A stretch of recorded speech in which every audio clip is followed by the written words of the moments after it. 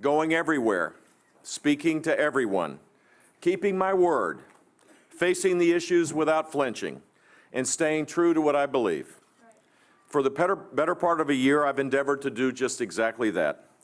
I have put forth a vision for America that includes all, because our country deserves a president for everyone. The presidency is bigger than any one person, and is certainly bigger than any candidate. This is not, we're different in our country because our head of state is not above us, but because the head of state, the people that aspire to the presidency, are part of the people.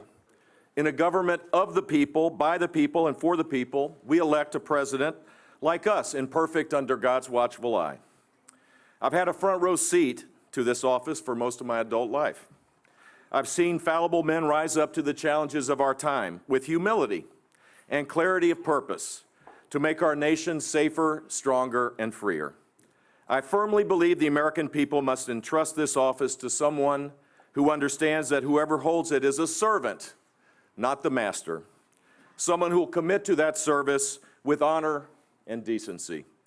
Our next president will lead an extraordinary country whose people have always made the improbable possible in big ways and small. Every day, Americans test the boundaries of freedom and achieve more than what they could have ever dreamed. But over the last 7 years, our nation's bright light has become little more than a flicker.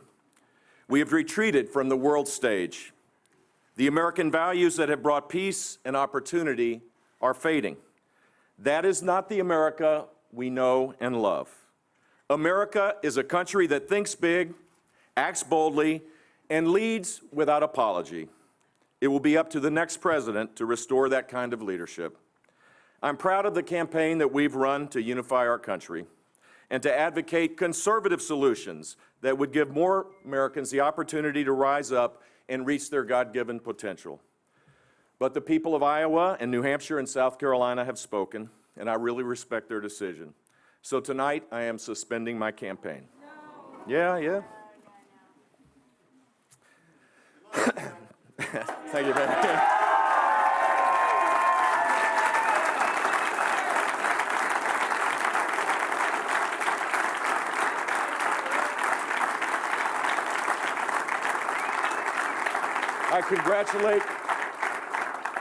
I congratulate my competitors that are remaining on the island on their success for a race that has been hard fought, just as the contest for the presidency should be, because it is a tough job.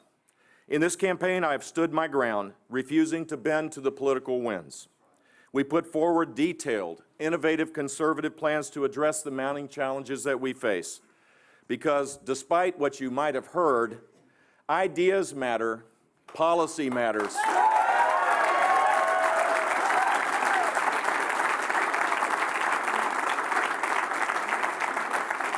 And I truly hope that these ideas that we've laid out will serve as a blueprint for a generation of conservative leaders at every level of government so that we can take back our country. We laid out plans on everything from reforming our tax and regulatory system, to reviving our economy, to rebuilding our military, and to fixing the VA once and for all.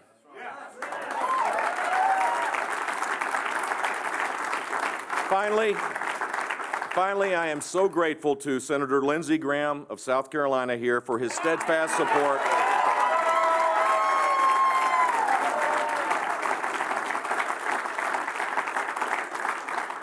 and his amazing humor.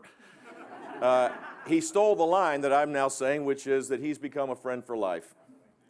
I thank all of the Jeb alumni, many of them are here, that have been going door to door all across the country, who have put their lives on hold for this cause. And I want to thank my mom and brother who came here to South Carolina.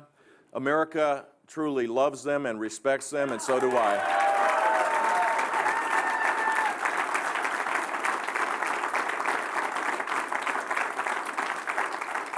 I want to thank all my family. 2.0 is always back there in the back.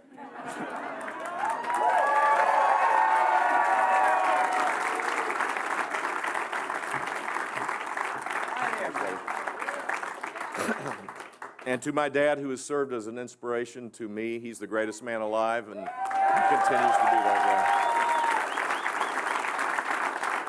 I want to thank all the volunteers and supporters that I've met along this incredible journey, and to all the fellow grinders in our campaign, our staff, who never, ever, ever gave up.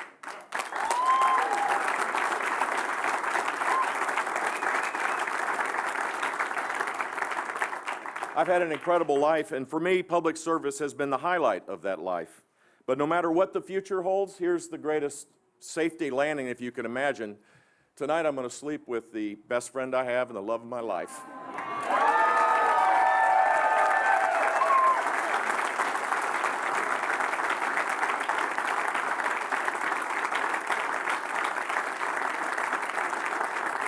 And I'm totally blessed to be the father of 3 extraordinary children, and as you might know, 4 near-perfect grandchildren.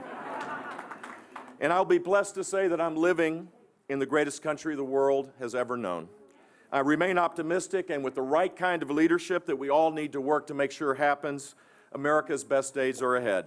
With strong conservative leadership, Republicans can win the White House, and we can get back to being in the verge of having the greatest time to be alive. And that's what I honestly believe. All right, we've been listening in there. Jeb Bush in Columbia, South Carolina, announcing that he is suspending his campaign.